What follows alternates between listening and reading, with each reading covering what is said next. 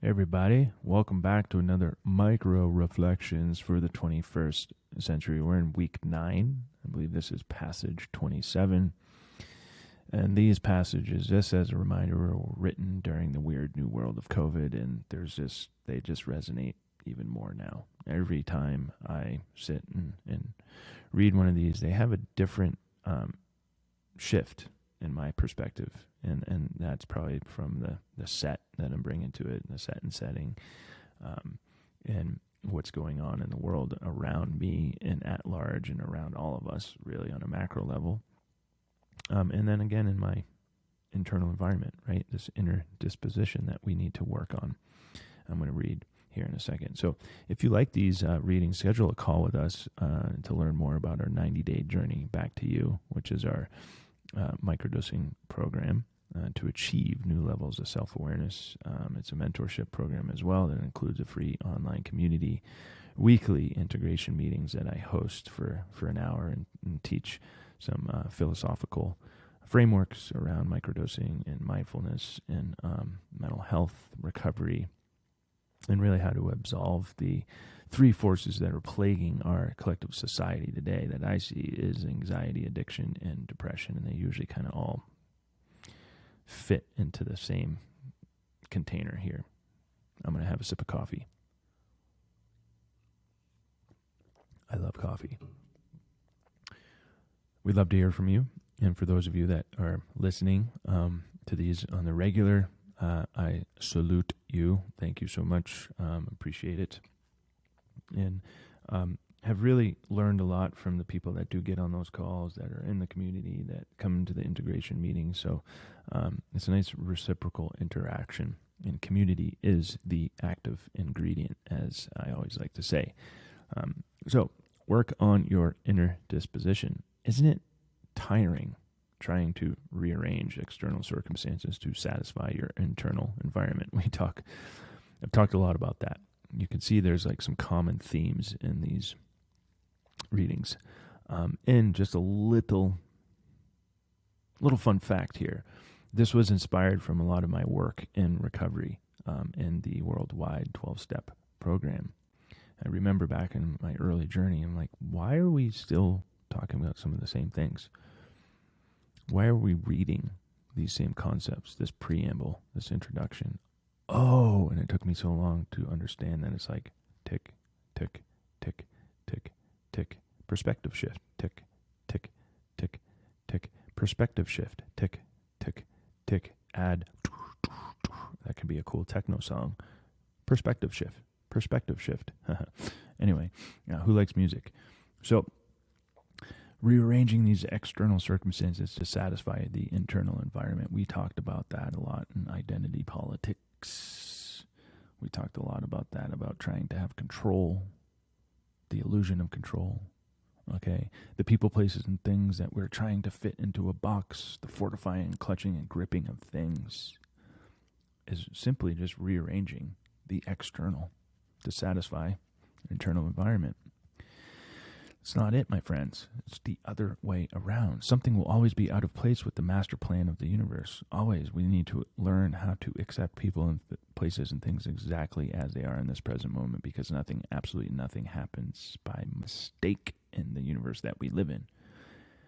And there's something always going to be out of place because it is random chaos. A better use of time is try and be self-disciplined and control your mental outlook on life, so you can adapt to changing circumstances. Let's read that again. A better use of time, instead of trying to control the external, is to learn how to adapt and be disciplined to control the mental outlook on life. Okay? Accept it and allow whatever's coming to come, whatever is going to go, so we can adapt to the changingness of the universe, right? How to be unconditional with its unconditional flow. The universe always has our back, whether we know it or not. This is cultivating the freedom of choice in the present moment, which allows us to intuitively manage situations that previously would have baffled us, right? Think of some times in your life that it may have baffled, right? Because we didn't know how to manage it. We never taught that. A lot of us weren't ever really taught how to have healthy communication or healthy discourse or navigate a disagreement, right? And do it with kindness and compassion and non-judgment. Most of us weren't taught that. So let's be gentle on ourselves for learning and unlearning, which is cultivating that freedom of choice. You hear that a lot. But how do we do that? Well, we can microdose our way into these deeper spheres of our psyche and our soul and understand that we have a freedom of choice, that things that we put too much energy into really don't matter. Okay, there's plenty of ways to do that. That's why we like to journal and journal and journal and journal and process. And fostering the knowledge when our day begins that at some point a person's actions or a situation will not go according to plan is the most productive use of the time given to us. I keep my phone off for a big part of my morning because at some point a person, a situation, or something is going to not go according to plan. And then I can get triggered very easily. I can say, what is going on? Why am I doing this? What is blah, blah, blah, blah, and I can't accept it, right? Yeah. Anyone else been there? So I try to keep access of other people, places, and things away from me. And now I am controlling my internal environment. I am working on my inner disposition. Sometimes that's not always available for people with children and demanding jobs and logistics and all those things. I understand that. But try to give yourself some time where you can be in your own world. You can jump into your own world before everyone else jumps into it. And then you're just in this chaotic frame of mind, and our nervous system is dysregulated, and sometimes it's hard to get back into that place of centeredness and groundedness and balance. So accept these challenging circumstances as they happen while working on developing new intuitive experiences in the moment. And so how do we do that? That's one thing we can do, is take a deep breath. You know what? I'm going to put this down for now. You know what? I'm not getting anywhere. I'm just going to go to sleep right now. You know, I'm going to drink a big glass of water right now. I have a team member on the team. He's in Pakistan. And he's always like, Brian, it's okay. Just drink some water. I love that. Thank you, Danielle. Drink a glass of water. Okay, sure. Yeah. And guess what that does? It gets you out of self. And then it nourishes you with the elixir of life, water.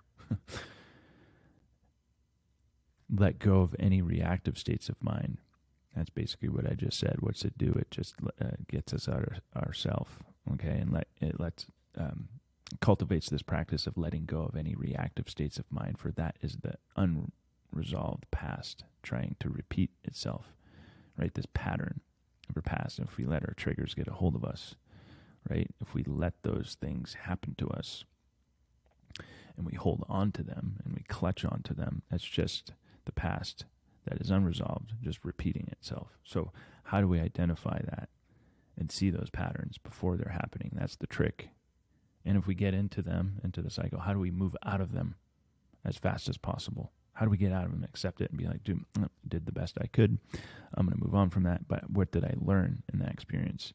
And sometimes when we can slow down enough and we're microdosing into that space and our mind is dampened a little bit and there's new opportunities that are opening up to us right in front of us, we can pause and respond, and we can almost kind of see it happening before it happens. That is this beautiful visualization that happens when we open ourselves up to being renewed with the present moment. Like, oh, I see this. I see where this is going. I've been here before. Okay, how do I combat it? How do I stop it? How do I shift focus and redirect? Easier said than done. And Stephen Covey has this quote to say, every human being has 4 endowments: self-awareness, conscience, independent will, and creative imagination. These give us the ultimate human freedom, the power to choose, to respond, to change. I like that one. Self-awareness is key. That's what we always say here is a 90-day journey back to you is achieving self-awareness, consciousness, okay? We're essentially elevating our consciousness when we become more self-aware because it is a tool that we can use to shine on things, to transform them. When we transform, we raise consciousness. This independent will where we, as human beings, I believe, we all have the basic human right to explore our own consciousness from a cognitive humanitarian level in creative imagination. How do we creatively navigate certain situations, right? How do we it's like an art piece. It requires a little bit of creativity to do so. And it's all very personalized, but also very community-centric. And if you combine all of those together, or a couple of those together, or just one, they give us the ultimate human freedom. And that's the power to choose, right? The power to choose our thoughts and where we want to take those thoughts and how we want to respond to them, ultimately leading to change. And remember, everybody wants to change, okay? But nothing changes if nothing changes. And everyone wants different, but a lot of times we're unwilling to change. I'll leave you with that one.